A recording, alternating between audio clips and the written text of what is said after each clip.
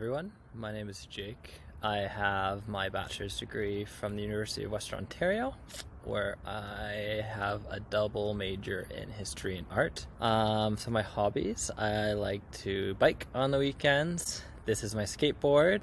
This is my dog. About my family, I was born and raised in London, Ontario, where I went to school. Once we all grew up, my two sisters, I have two sisters, one is 3 years older, one is 3 years younger.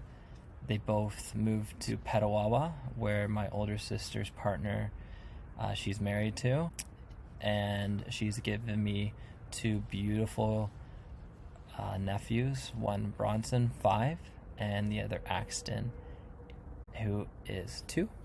And then my younger sister is engaged to a military individual as well. I aspire to be a social studies teacher because I want to inspire young people to learn about the past in hopes we can create a better future. The best predictor of the future is the past. It is unfortunate that sometimes people do not learn from their mistakes. Climate change, racial discrimination, sexual discrimination, poverty, inequality, and so many other global issues threaten the fabric of our interconnected world. Humanity needs to take action on these issues and so many more in order to sculpt a better future. Best place to start is in educating our young people about how we got to where we are today. Learning about the past helps better inform young people about how to create and change for a better future. As a teacher, I want to inspire my students to be those learners and those leaders and demand change so that we do not have to send our own species and those around us to extinction. The experiences that led me to this decision were the fact that I love history, plain and simple. I see history as non-fictional stories for adults. There are stories for everybody in history.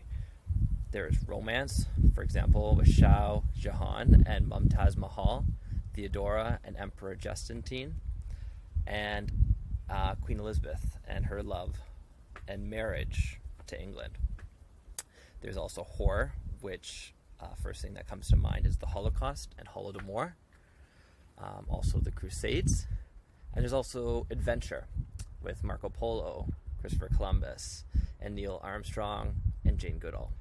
To be able to present this to students and to show them the amazing journey of history would be an honor.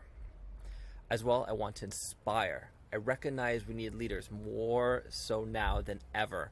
And I look back on the most influential people in my life, and many of those people were teachers. I want to be the Mr. Ludlow who inspired me to love history, or the Mr. Kilpatrick who opened my eyes to world issues and geography. As well, I have worked multiple fields throughout my life, in banking, in admissions, in fast food, in retail, in service, and it wasn't until I moved to Japan and taught English there where I felt a passion arise in me. The connection and relationships that I built with my students were incredible.